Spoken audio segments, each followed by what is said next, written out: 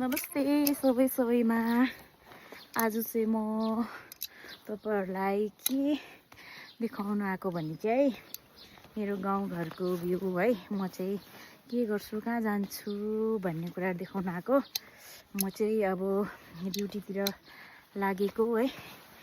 अन्त म तपाईहरुलाई मेरो बाटो मेरो गाउँघर देखाउन आएको देखाउँछु।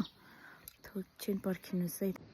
मेरो गाउँघरको भ्यू चाहिँ यस्तो छ है। यो चाहिँ हाम्रो बडाको घर है। यहाँदेखि ओह्रालो ओह्रालो जानुपर्छ। म चाहिँ यहाँदेखि ओह्रालो जाँदा जाँदा चाहिँ मेरो त्यस्तो सानो सानो सिँढीहरू चाहिँ भएर जानुपर्छ है। यो सानो सानो सिँढी चाहिँ कति हिँड्दा चाहिँ म रोड पुग्छु भन्दाखेरि चाहिँ 400 भन्दा पनि बेसी सिँढीहरू छ। यस्तो सानो सानो सिँढीहरू जोड्यो भने चाहिँ 400 भन्दा पनि बेसी हुन्छ। अनि ओह्रालो ओह्रालो ओह्रालो जानुपर्ने हुन्छ। यस्तो प्रकारको यहाँ चाहिँ भक्कु आलु खनिसकेको छ। मटर चाहिँ ठिक्कै खाने लाइकको हुँदैछ है। यस्तो भइरहेछ यहाँनिर। अन्त चाहिँ यतातिर चाहिँ यो बाटो सानो बाटोबाट गयो भने चाहिँ हाम्रो हेलिप्याड आले पुग्छ भने चाहिँ यताबाट चाहिँ मेरो बाटो हो। यस्तो सानो बाटो भएर जानुपर्छ। यस्तो प्रकारले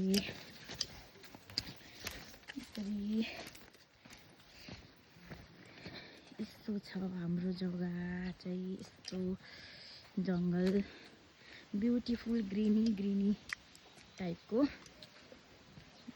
तो यस्तै मैले भनेको थिएँ नि तपाईहरुलाई सानो सानो सिँढी भनेर चाहिँ यस्तो खालको सिँढी हेर्न पर्छ।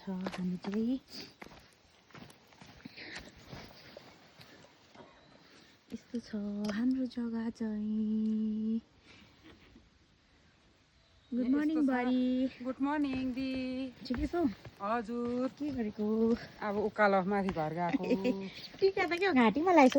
के हो यस्तो स्टाइल हो? होइन, मुख धुँदाखेरि अघि। ए लगाएको ल।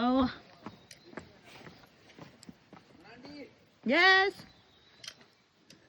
कहाँबाट आवाज दिन्छ यसले मलाई?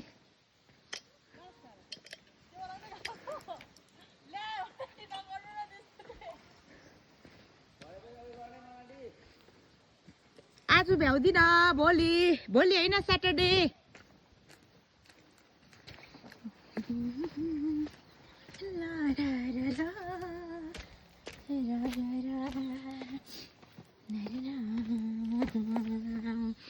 हजुरहरूलाई मेरो भिडियो मनपर्छ मन पर्दैन मलाई त्यो त थाहा छैन है। तपाईहरुले मलाई कमेन्ट गरेर भन्नुभयो भने आइडिया दिनुभयो भने मलाई धेरै सपोर्ट हुन्छ है।